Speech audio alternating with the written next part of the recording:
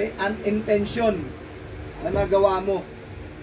Pero malaki po ang posibilidad na mapunta yan sa kasalanan. Kung matapos mong malaman, nagkamali ka, hindi ka nagrepent sa Panginoon, hindi mo sinabi kay Lord, Lord, sorry po, nagkamali ako. Mabilis po yon, gagatungan ng kaaway para papunta sa kasalanan. At pag napunta na yun sa kasalanan, yung pong antidote na love ng Panginoon ay pilit i-cover ni Satan. At instead na magpapatuloy tayo doon sa kalooban ng Panginoon, mag-i-start muli tayo dahan-dahan lumayo sa Panginoon. Marami pong danger pag malayo tayo sa Panginoon at hindi tayo nakakarinig ng salita ng Diyos. Maaaring isipin natin lahat ng ginagawa natin ay okay, tama. At maraming beses po sa paningin natin, sa pananaw natin, sa sarili nating idea at sa ideolohiya ng bawat tao, ito ay tama. Pero sabi nga po kadalasan, yung tama sa tao, mali sa Diyos. Pero kapag nakaugnay ka sa Panginoon, yung tama sa Diyos, tama rin sa'yo, ano pong kasunod nun? Blessing na nagmumula sa Panginoon. Kasi sabi nga po, hindi dadaloy yung blessings ng Diyos kung tingnan po natin yung circle, ano? Andyan ang Diyos, gustong padaluin ng Panginoon, ikaw naman, wala kang action para makipag-ugnayan sa Kanya, nagiging stagnant po yun. Nagbibigay ang Diyos, hindi umiikot sa iyo kasi wala kang ipinabalik sa Panginoon. Diba? Hindi lang naman po sa material na bagay, pwedeng may maibalik tayo sa Panginoon. Unang-una po sa lahat, yung buhay natin. Laging isipin natin ibalik sa Panginoon.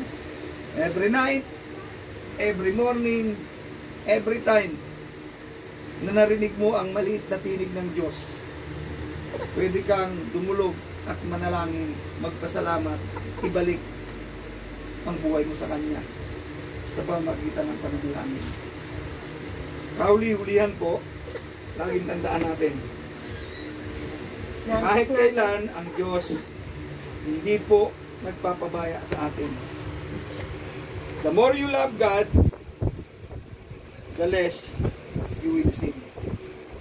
Sabi nga po, habang patuloy natin at magpapatuloy tayo para mahalin ng mahalin ang Diyos, palayo po tayo ng palayo sa anumang kamandag ng kasalanan.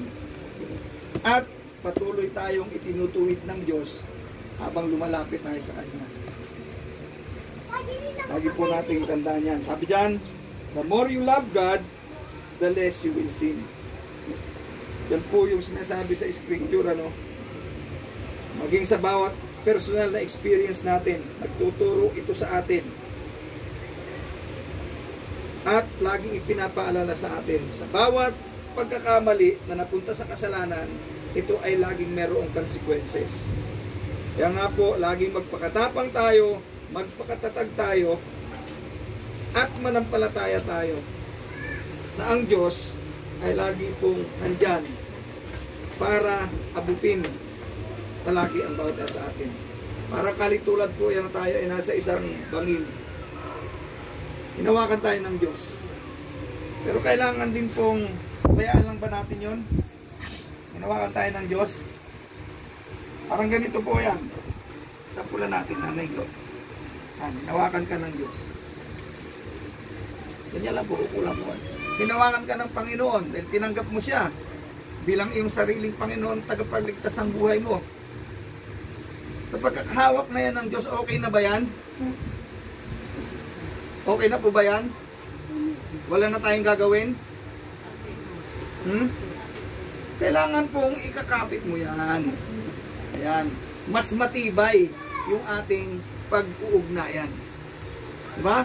Kung ako lang po ang nakakapit at na-pressure ka ng bigat, baka mabitawan kita dahil doon sa pressure ng bigat. Ganyan po ang ugnayan natin sa Diyos. Kung yung bigat na yan, ang symbolize po niyan, yung kasalanan, eh, hindi naman sasama ang Diyos sa atin pag makasalanan tayo. Sa madaling salita po, bibitaw ang Diyos sa atin. Pero kung ang Diyos po nakakapit sa atin, nakakapit ka rin, diba? Maganda yung flow. Sa madaling salita po, ang Diyos gusto niyang i-bless tayo Kumapit tayo sa Panginoon para maging cycle. Yan, umiikot siya.